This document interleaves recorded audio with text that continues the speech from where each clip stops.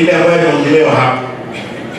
Ukweli MCAs walizunguka kufanya public participation, wakafika mahali inaitwa kule Suneka. Walipofika Suneka, wakaambiwa hapa watu wanaimba usiku mzima, hata wagonjwa hawalani. Pastor ana record message kwa hiki tunaita ya flash disk, anaweka wimbo inaimba usiku mzima, anaomba kwa flash disk usiku mzima, watu walali, watoto hawasome. Nataka niwaombe hawa ambao waliponiletea ile bili, nikisoma nikajiuliza, tutabaki kweli? Watu wa kanisa watatuacha na kesho?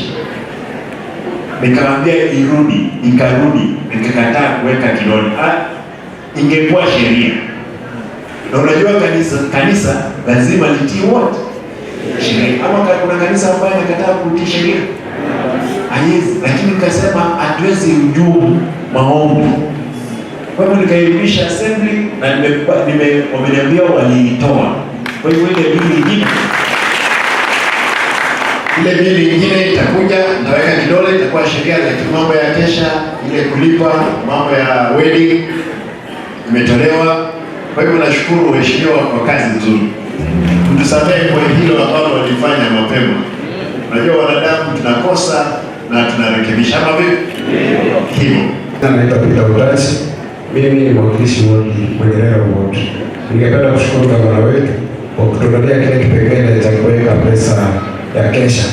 Kwa kusema kweli, wakati tulikuwa tunafanya ile maneno ya public participation, kidogo shetani alituingilia, tukaweka pesa kidogo, lakini gavana alijua Roho Mtakatifu akaitisha kitu naweza kuondoa.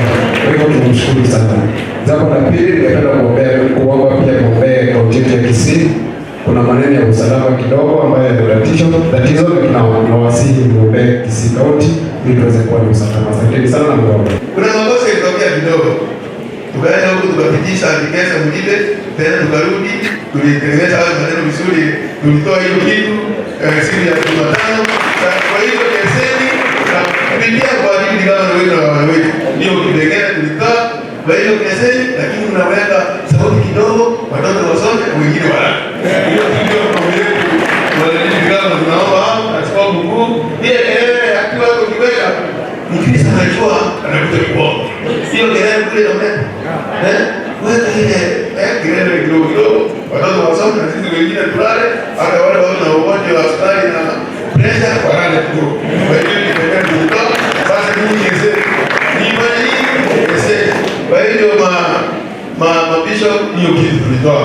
Na nimeona nyinyi kwa leo mkipongeza sisi. Kwa hiyo kaunti yetu na sisi tuko pamoja naye. Bali tunaeleza kidogo tuombee. Sisi wanasiasa tunajua kazi yetu. Kwa majina naitwa Naftali Mkoba. Mimi ni MCA kutoka kule Nyateki Ward, Imbobasi constituency. Viongozi wale tumechaguliwa na viongozi wengine wote na viongozi wa kanisa, tuwe kielelezo jema kuleta usalama na kuhubiri amani katika kaunti yetu ya Kisii na kaunti zingine zote.